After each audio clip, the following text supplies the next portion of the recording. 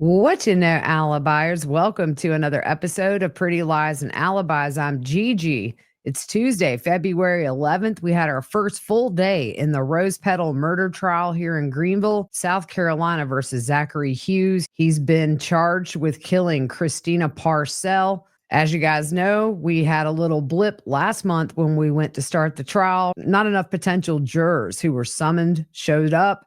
This time we got enough, got a jury sworn in, and had openings, and our first witnesses today.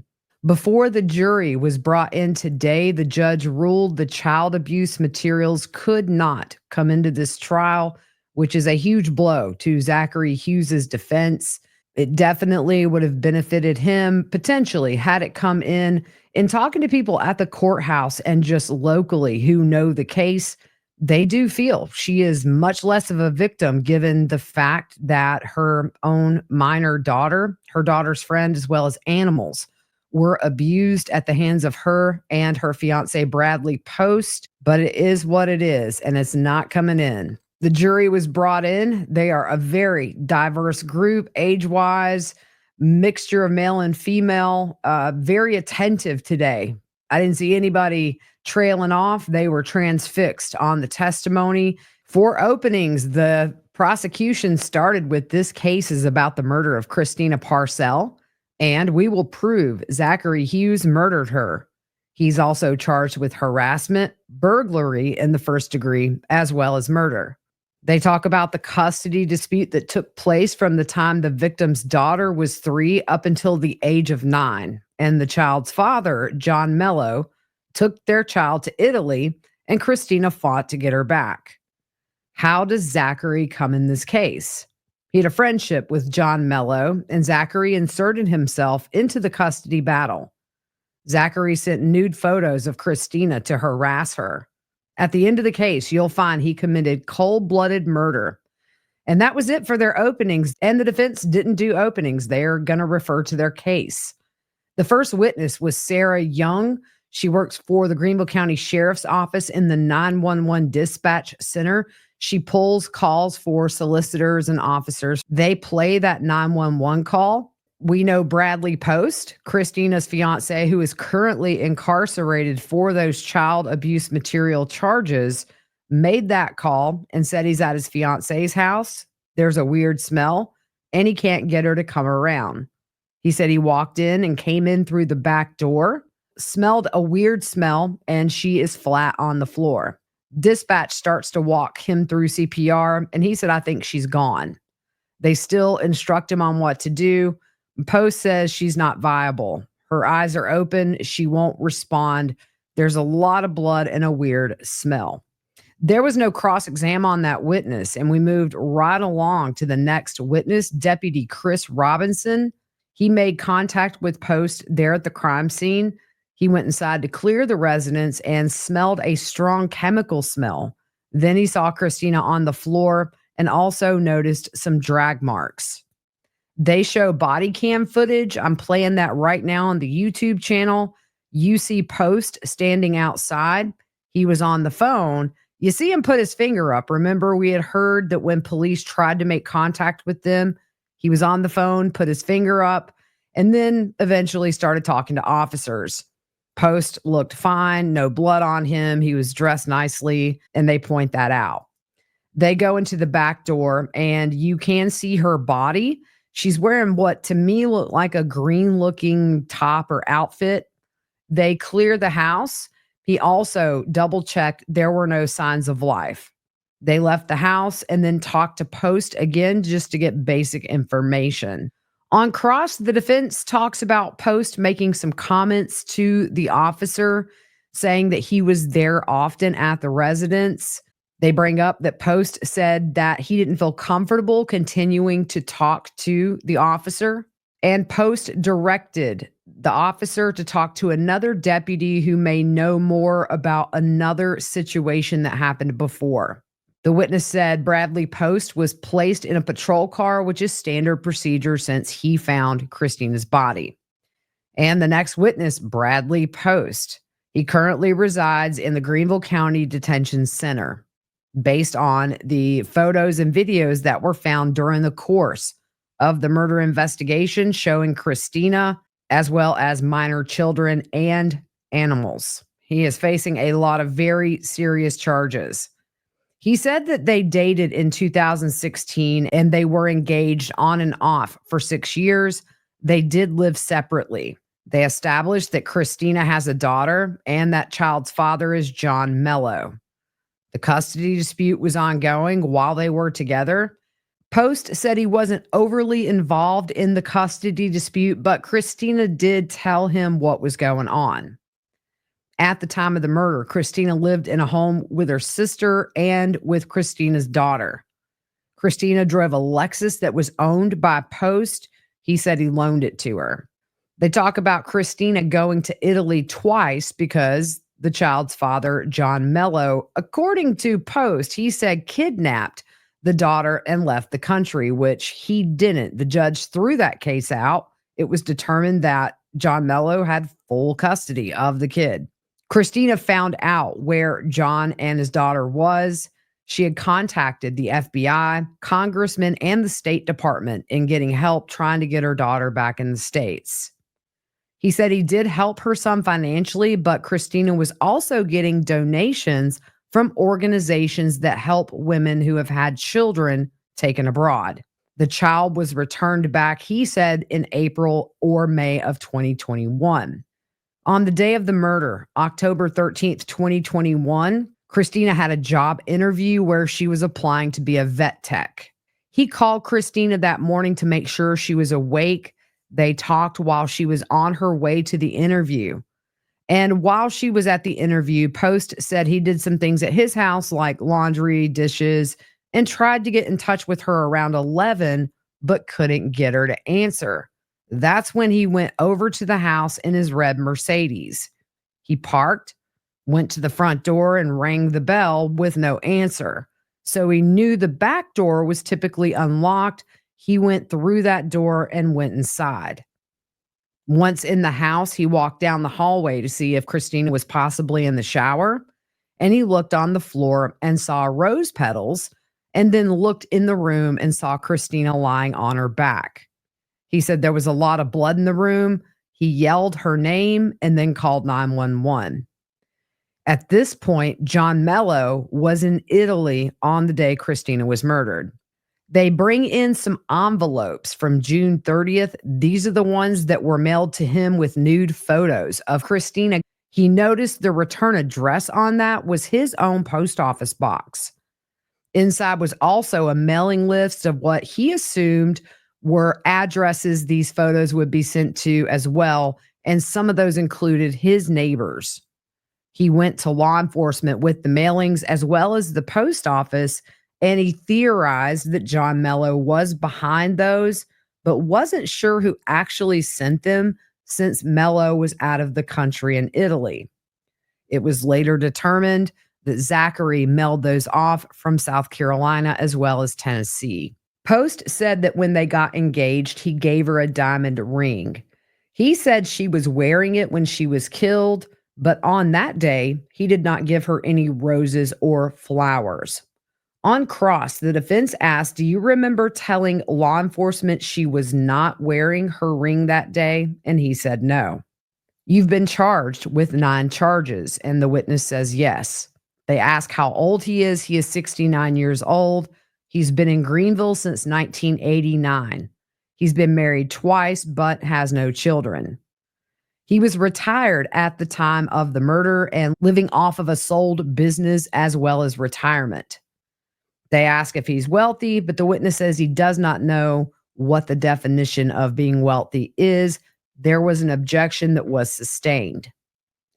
They go back to when he met Christina, which was at her father's cigar shop 20 years prior. They dated back then when he first met her. They would go to lunch and dinner for a couple of weeks, and then they broke up. They reconnected in 2016 and started dating. He said that Christina's daughter was around 3 years old when they reconnected and started their relationship. He said they did break up many times between 2016 and her death.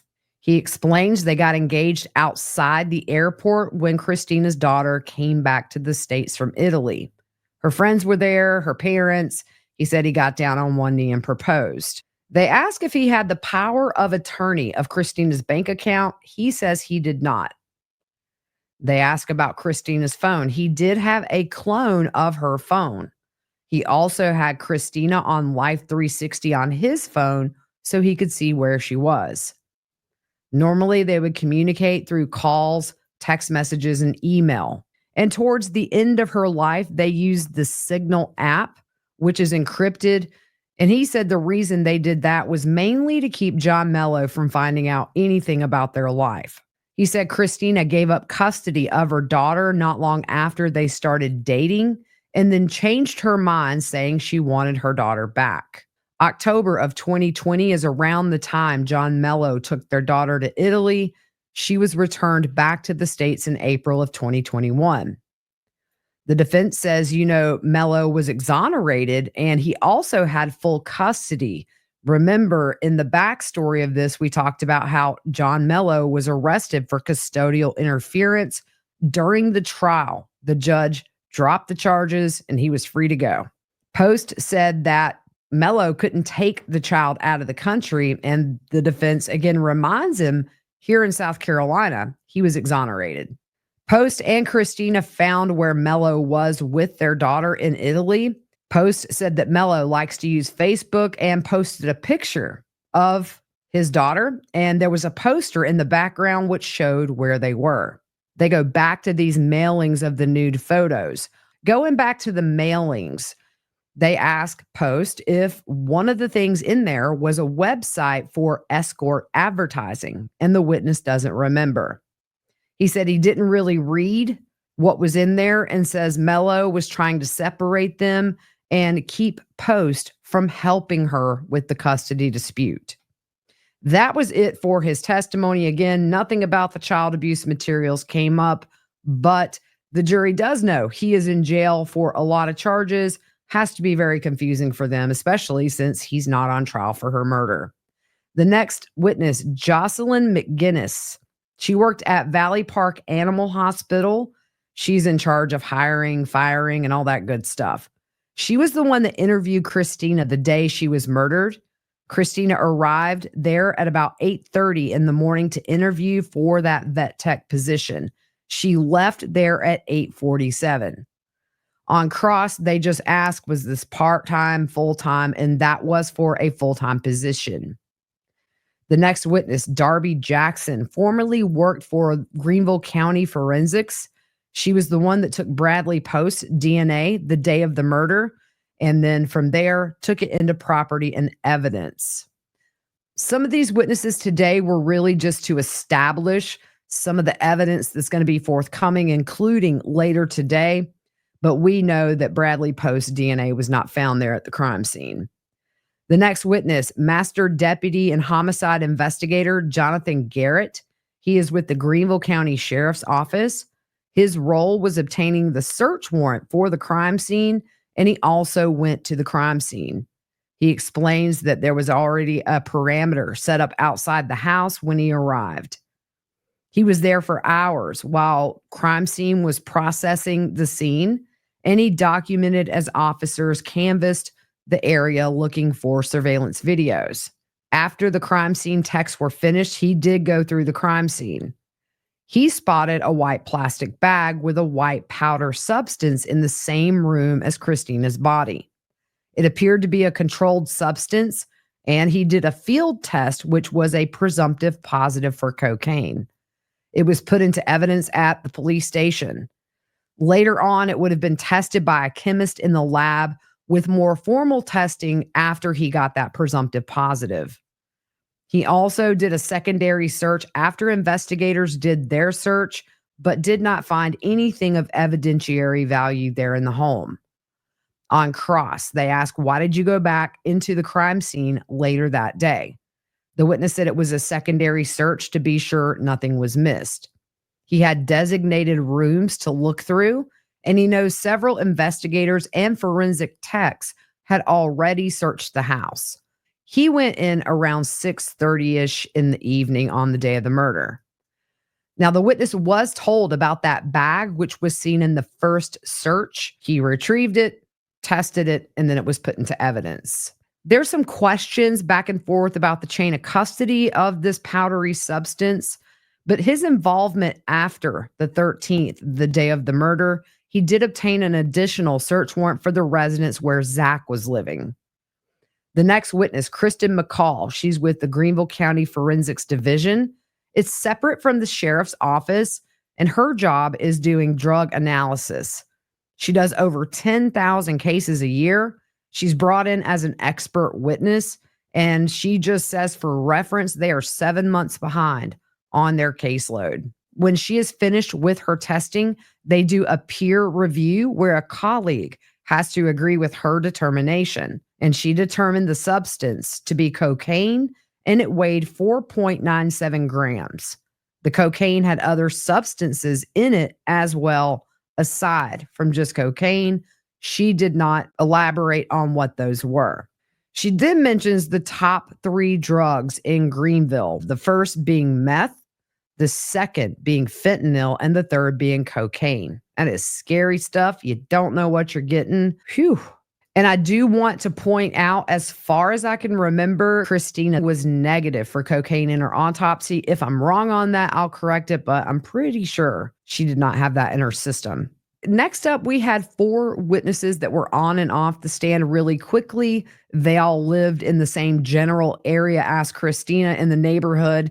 Maybe one lived on the opposite side of the block, but law enforcement came to all their homes asking if they had cameras, and everybody gave law enforcement what footage they had from their cameras, which comes in with the last witness of the day.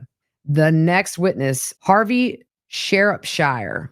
He is with the South Carolina Law Enforcement Division, or what's known as SLED here. If you followed the Alec Murdaugh trial, you're familiar with SLED. He's a tech agent in the audio and video enhancement department. He worked on the various surveillance footage videos they got from the neighborhood.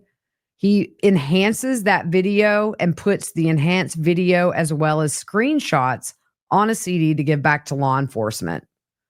Law enforcement tells him the point of interest, and from there, he will magnify it, zoom in, put highlights on it, and they can also estimate the height of a suspect from these photos and videos.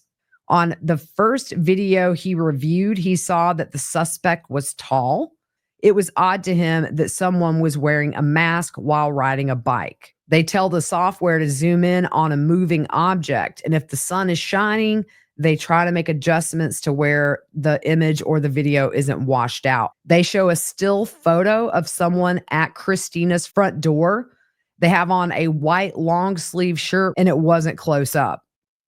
The next witness, Donna Goreman. She lives in Christina's neighborhood, but did not know her personally. However, she had seen her out and about in the neighborhood. The morning of the murder, the witness was having her coffee at the kitchen table by the window that looks out onto the street. She can see the sidewalk from where she sits. And around 7:30 that morning, she saw Christina taking her daughter to school. She said Christina and her daughter would walk to the end of the street, and the school is right there across the road. They show an exhibit of a view from her side of the window, which overlooks the street, which would have been her point of view. Around 8:15 that morning, she saw someone dressed in black with a backpack. He was tall and skinny and riding a bike. He had a white mask and sandy or red colored hair. She said the suspect stopped and put on gloves and a white mask, as well as put the hood up from his coat, then got back on his bike. She did see part of his face when he turned and said again he had red or sandy blonde hair. She recognizes Zach Hughes in the courtroom and points him out. She did speak to law enforcement that day. On cross, you said you saw this person at 8:15 that morning and the person stopped and did a lot in front of your house. She says yes. They bring up the fact that law enforcement came to talk to her on October 28th of 2024, more than 3 years after the murder, talking about the trial coming up, although they didn't know the exact date then. And they talked to her about things from 3 years ago. It wasn't clear to me in the courtroom. However, what I took from it is maybe this information was given to them just in October of last year. They didn't really say what she talked to law enforcement about the day of the murder, but that was my takeaway. I'm going to clarify that and I'll let you know tomorrow. They ask her if she remembers saying that she knew what Bradley Post looked like because she saw him at Christina's. Yes. If you were looking out the window a good bit, did you see Brad Post there a lot? And she said a few times. They ask when she first told law enforcement, and she says it was October 23rd of 2024, which was over 3 years after the murder. You said the person on the bike was wearing a hat, and the witness says a hoodie that was on the coat, not a hat. The next witness, Master Deputy Riley Strokes with the Greenville County Sheriff's Office. He's with the homicide unit. He responded to the crime scene around 11:30 the day of the murder. When he got there was police tape up. However, the road was still open, so he used his patrol car to block that road off. He met up with another investigator, and they were tasked with starting the neighborhood canvass, checking for cameras within the immediate vicinity of the incident location. He said he canvassed 25 to 30 homes that day. They hold up a big map of the area and mentioned that one neighbor in particular had a lot of activations on his camera. Then we get into this timeline. At 8:06 in the morning, Christina and her sister's car are both at home in the driveway. At 8:07, Christina is seen leaving in her car. 8:11 a.m., only Christina's sister's car is in the driveway. Christina's was gone. 8:35 a.m., Christina's sister leaves in her car. At 9:07 a.m., Christina is seen driving in the neighborhood, but there is a gap until 9:12 a.m. So that's around 5 minutes. That's when Christina's car is seen back in the driveway. They ask the distance from where her car was seen at 9:07 to the home, where it was seen again 5 minutes later at 9:12, and the witness said 350 to 400 feet. At 9:15 a.m., a car passed on the street and activated the neighbor's camera from directly across the street. They show this, and you see the front porch, and there appears to be a male stepping into the front door. There's multiple other activations during this time frame. You see the possible suspect as he's stepping into the front door wearing a gray sweatshirt, a backpack, and dark colored pants. The witness said they considered this a break in the case because at this point, they were unsure of any suspect, and this was really their first lead. Christina's car was in the driveway at this time. They show several photos ending with the suspect stepping inside that residence around 9:15 a.m. before the video cuts off. At 9:27 a.m., the suspect is seen on a bicycle going down the street. They show a still photo of a white male on a bike. It's a large frame road bike or a hybrid mountain bike. And the suspect is wearing an N95 mask and has on what the witness says is a hat or a beanie. You can see a thin beard poking just out of the mask. At 9:28 a.m., they find another video from a street that runs into Canebrake, which is the street the murder happened on. It's just down the road from the crime scene. A Ring camera captured a couple walking, and then that same suspect was seen going left to right, passing by on the bike. It was the same direction he had just come from. I'm showing that video on the screen now. Fast forward to 10:57 a.m., Bradley Post's car is seen entering the area, and we know that's when he found her shortly after. On cross, the defense asks, what's the first photo or video you have of a bicycle? The witness says from 9:27 a.m. The defense asks nothing prior to 9:15. When you saw someone walking in the door? No. And that was it for today. We'll see what tomorrow's testimony brings. Very interested to see how this one plays out. I don't think defendants have a typical look, but he's very poised. clean cut, very pleasant when he comes in and sees people he knows. Zachary Hughes did have almost 3 rows again today, full of supporters. On Christina's side, her sister again there today with 2 other women. There were more people over there. However, I think a lot of them were locals that came to watch the trial and also some media because they had some laptops out. So interesting to see that dynamic in the courtroom.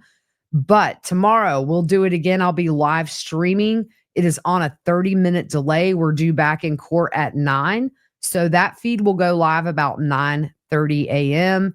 And then again, tomorrow night, I'll recap the day's testimony in an hour or less. That is it for today. Hope you guys have a great rest of your evening, and we will see you tomorrow.